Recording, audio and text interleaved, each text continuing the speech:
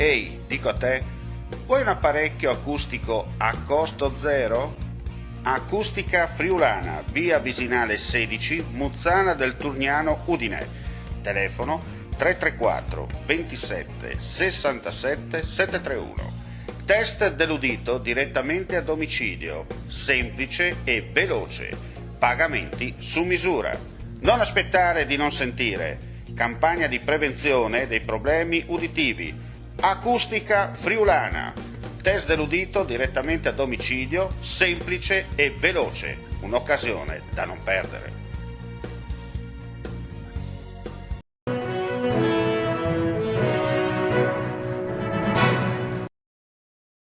Cordiale saluto, ben ritrovati gentili amici e amiche alla Visione dell'Ascolto col nostro live, informazioni dell'ultima ora in Friuli Venezia Giulia. Apriamo subito con la cronaca per dire che abbiamo dato notizia nell'edizione delle 13, c'è stato un allarme per quanto riguarda 2 escursionisti in difficoltà in montagna. Il tutto è scattato dopo le 11 quando un gruppo di escursionisti che scendevano dalla forca dell'Alpino nelle Dolomiti Pesarine è sceso al rifugio De Gasperi avvisando il gestore di aver sentito delle grida di aiuto in prossimità della forca senza capire esattamente la provenienza delle stesse.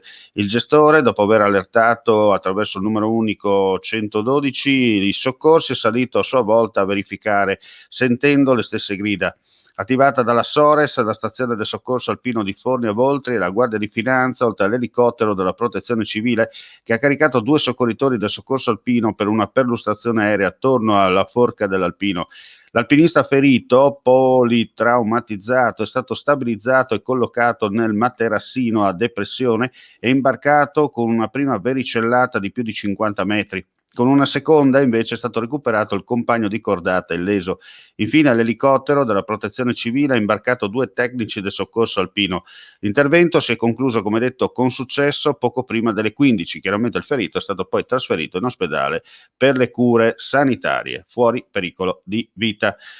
Cambiamo argomento, ci spostiamo a Grado. Un uomo di 60 anni, di cui non sono state fornite le generalità, colto da malore, è deceduto oggi allo stabilimento Tivoli di Grado, dove si trova per un periodo di vacanza. La tragedia si è consumata verso l'ora di pranzo. Inutili soccorsi. La salma, dopo il nulla osta, è stata ricomposta nella cella mortuaria dell'Isola d'Oro. Ci trasferiamo adesso non tanto lontano, nel Medio Friuli, per dire incidente nautico poco prima di mezzogiorno nel tratto navigabile del fiume Stella in comune di Precenicco. Un uomo di 75 anni di Basigliano è stato colpito in pieno da una parte del supporto della vela che aveva sbattuto contro un albero mentre stava discendendo il corso d'acqua a bordo dell'imbarcazione in cui si trovava con amici. Soccorso dagli stessi, è stata allertata subito l'ambulanza attraverso il numero unico d'emergenza 112. L'uomo è stato trasferito in ospedale per gli accertamenti sanitari e ricovero, situazione critica, ma per fortuna fuori pericolo di vita.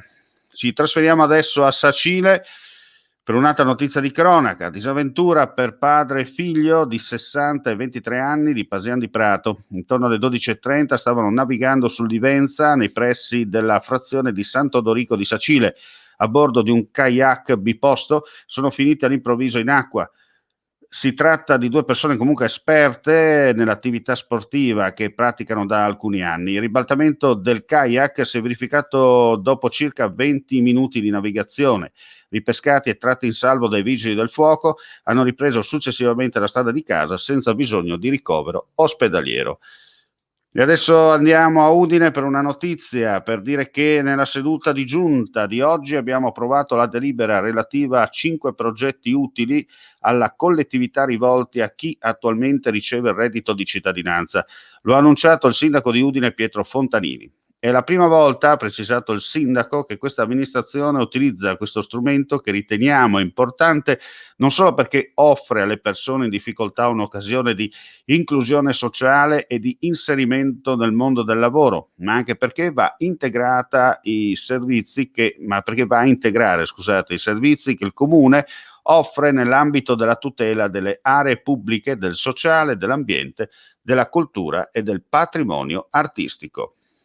E adesso ci trasferiamo a Gorizia con le dichiarazioni del sindaco Rodolfo Ziberna, Gorizia insomma viaggia, veleggia per quanto riguarda lo stato di salute più che positivo. Allora il sindaco ci ha mandato questa video dichiarazione, andiamo a sentirlo. Beh, non può che farmi piacere quello che è emerso dal sondaggio che è stato poi pubblicato dal Sole 24 Ore, perciò espressione di Confindustria e certamente politicamente non allineato o non allineato al sindaco di Gorizia. È emerso qualcosa che noi già eravamo in grado di percepire, ma è riuscito a sgretolare quell'idea che dei detrattori della città di Gorizia cercavano invece di veicolare. Gorizia, città destinata solamente ai vecchi, non spazio per i giovani, una città lontana dalla qualità della vita, eccetera, eccetera. In realtà Gorizia è assolutamente sul podio per quanto riguarda la qualità della vita, podio tra virgolette. È un sondaggio che ha rilevato la condizione della vita, i servizi e tanti altri indici nei comuni capoluogo del nostro paese, ed è risultato sono state fatte delle indagini su 3 fasce di età, cioè i bambini, per capirci, gli adolescenti e gli anziani. Per quanto riguarda i bambini siamo assolutamente quinti in Italia. Quinti in Italia per un sacco di voci, ci sono certe voci che ci vedono primi in Italia, altri terzi, quinti, sesti. Siamo quinti comunque complessivamente per quanto riguarda i ragazzi, in particolare tra l'altro primi per il verde attrezzato destinato ai ragazzi, sono superfici suddivise per il numero di bimbi nella nostra città, che tra l'altro sono destinati anche a migliorare, e come nei prossimi anni, grazie ad acquisizioni importanti che il comune farà. Mi riferisco alla Valletta del Corno, ma anche a quello che chiamiamo Isonzo Beach, il prospiciente appunto il fiume Isonzo, ma anche il parco del Isonzo. Perciò dati che sono destinati, già siamo primi,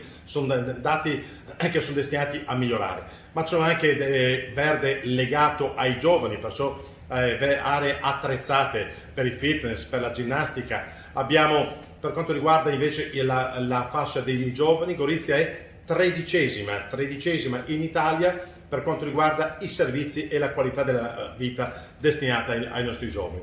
12esima invece Gorizia lo è per quanto riguarda i servizi degli anziani.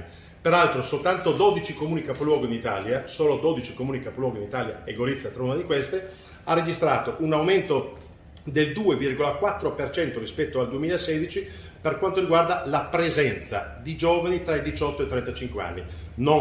Ma vale per tutta Italia, non per i giovanissimi, ma certamente tra i 18 e i 35 anni. Perciò Gorizia si dimostra per quello che noi vogliamo sia, e lo sarà sempre di più, una città ricca di appeal, di fascino, di capacità attrattiva, sia nei confronti dei giovani per i servizi, sia per i confronti dei bambini. Mi fa piacere sottolineare come abbiamo una serie di servizi eccezionali che pone davvero Gorizia non soltanto ai vertici in Italia, ma ai vertici in Europa per quanto riguarda i servizi loro dedicati dal nostro settore. Ovviamente anche per gli anziani, perché oltre a questi indici ce ne sono altri: la vicinanza della montagna, del mare, la qualità della vita, abbiamo la possibilità di fruire di servizi sanitari a 5 minuti, a 20 minuti, a mezz'ora. Davvero io credo che Gorizia possa essere, il sondaggio l'indagine del Sole 24 Ore lo certifica, è una città ideale per tutti coloro, dall'infanzia attraverso l'adolescenza sino alla terza età. Una città ideale per nascere, per viverci e per crescere.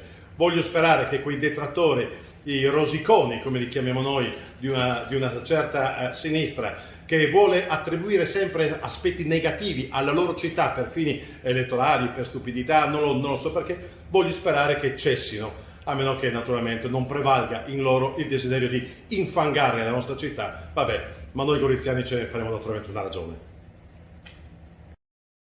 Andiamo a chiudere con i numeri del Covid in Friuli Venezia Giulia, perché su 3.303 tamponi molecolari sono stati rilevati 13 nuovi contagi, di cui 2 riguardanti migranti in provincia di Trieste, con una percentuale di positività dello 0,39%. Sono inoltre 1.397 i test rapidi antigenici realizzati, dai quali sono stati rilevati 3 casi, lo 0,21%. Nella giornata odierna si registra un decesso, non risultano esserci persone in terapia intensiva, mentre i pazienti in altri reparti sono 10. I decessi complessivamente ammontano a 3.789, Per quanto riguarda i totalmente guariti siamo a 102.916, clinicamente guariti 23, quelli in isolamento 192. Dall'inizio della pandemia in Friuli Venezia Giulia sono risultate positive complessivamente 106.930 persone, tra cui 1.385 da fuori regione. Infine non si registrano positività tra il personale del sistema sanitario regionale né tra gli ospiti e gli operatori delle strutture residenziali per anziani, mentre risulta essercene una persona che è rientrata dal Regno Unito di Gran Bretagna. E con questo è tutto, grazie come sempre per la visione all'ascolto, vi auguriamo buon pomeriggio, chiaramente tutte le notizie e gli aggiornamenti sul nostro sito friulitv.net. Alla prossima.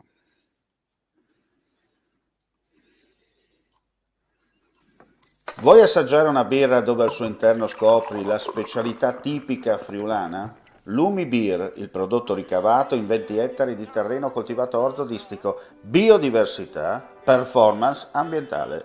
Lumi Beer nelle sue 5 versioni disponibili, 4 per consumo veloce e dissetante e la versione Magnum per intenditori. Lumi Beer si abbina a qualsiasi palato. Lumi Beer è un prodotto esclusivo Azienda Agricola Pancera, il buon seme, i buoni frutti.